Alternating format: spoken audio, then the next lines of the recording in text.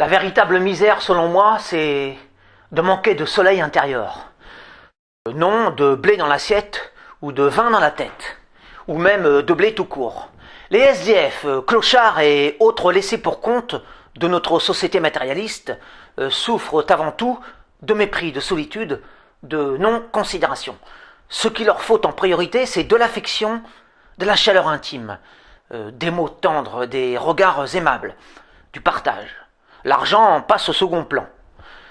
Donnez avec un œil sévère, un visage dur, des paroles venimeuses, des allures hautaines, un billet de 100 euros, un de ces airs de nos rues. Son repas sera abondant, mais aigre. Il aura toujours faim. Faim d'amour. Offrez-lui un simple bol de riz avec votre sourire pour tout accompagnement et juste un peu d'eau claire pour seule ivresse.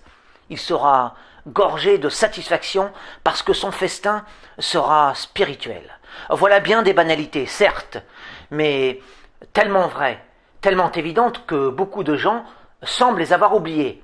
Derrière la détresse économique des sans-abri, qui n'est que pur inconvénient d'ordre technique, il y a une indigence plus immatérielle.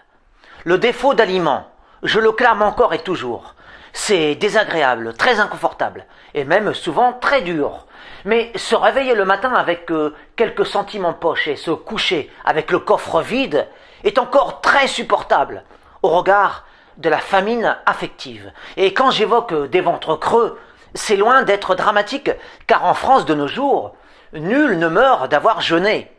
L'absence de fraternité, la carence sociale, le sentiment d'abandon, cela détruit véritablement l'individu, lui ôte l'envie de vivre et même lui coupe tout appétit, ce qui fait que celui qui ne reçoit pas sa dose de sympathie humaine a de moins en moins envie de se remplir la panse.